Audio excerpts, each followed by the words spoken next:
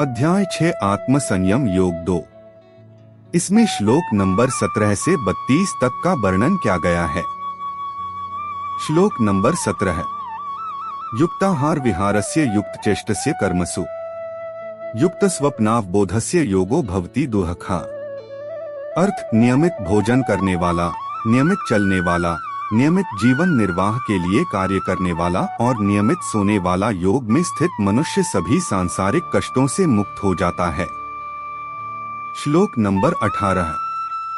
यदा विनेतन चित्तमात्मन्येवावतिष्ठते निःस्पृहः सर्वकामेभ्यो युक्त इत्युच्यते तदा।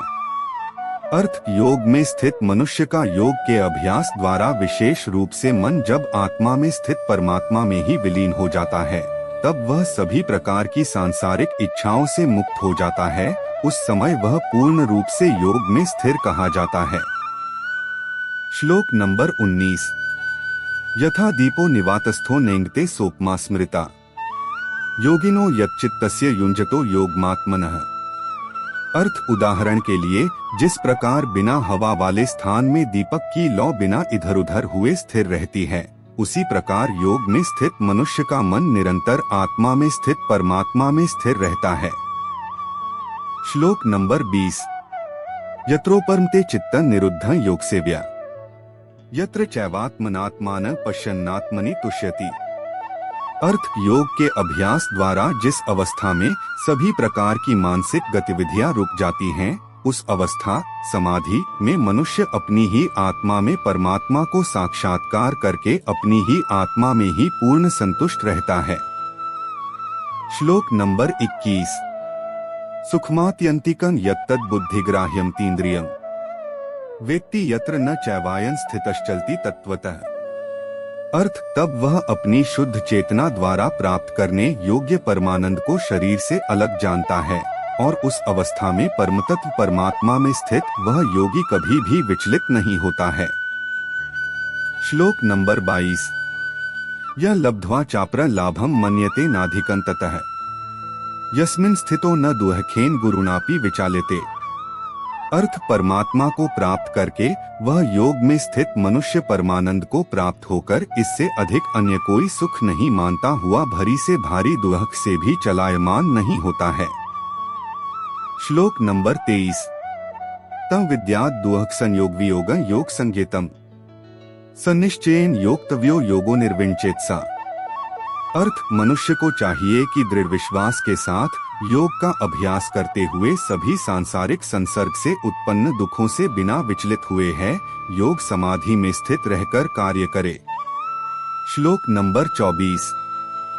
संकल्प प्रभवान कामास्त्यक्त्वा सर्वान् शेषतः मनसैवेन्द्रिय ग्राम विनियमे समन्ततः। अर्थ मनुष्य को चाहिए मन से उत्पन्न होने वाली सभी सांसारिक इच्छाओं को पूर्ण रूप से त्याग कर और मन द्वारा इंद्रियों के समूह को सभी ओर से वश में करे। श्लोक नंबर 25। शनैः शनैरुपरमेत् बुद्धया धृतिगृहीत्या आत्मसंस्था मनः कृत्वा न किंचिदपि चिंतेत्।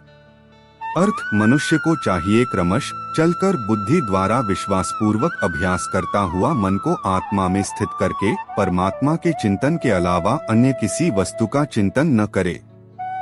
श्लोक नंबर 26।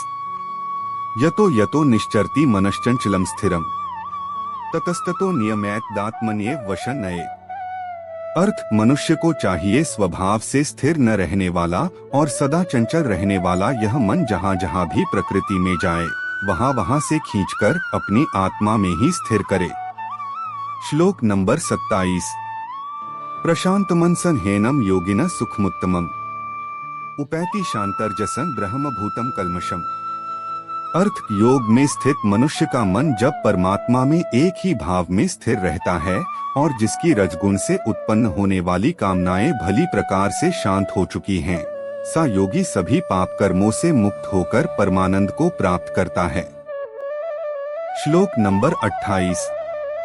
युञ्जन्नेवं सदात्मानं योगी विगत कल्मषः सुखेन ब्रह्म संस्पर्शमत्यंत सुखम श्रुते।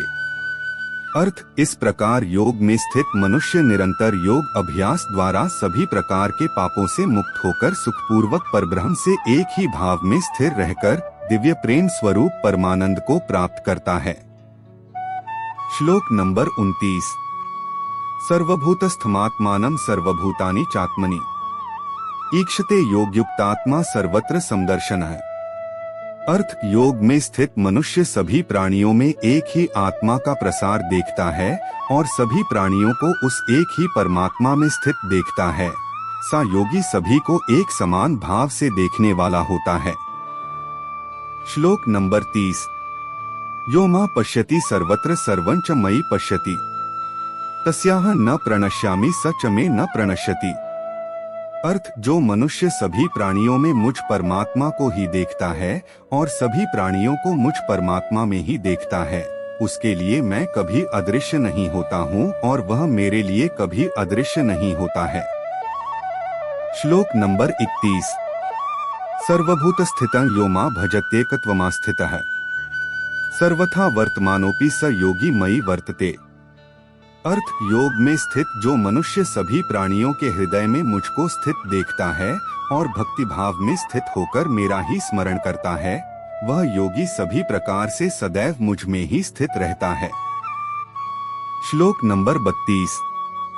आत्मोपमेन सर्वत्र समपश्यति योर्जुन सुखं वा यदि वा दुःखं स योगी परमो मतः। अर्थ, हे अर्जुन, योग में स्थित जो मनुष्य अपने ही समान सभी प्राणियों को देखता है, सभी प्राणियों के सुख और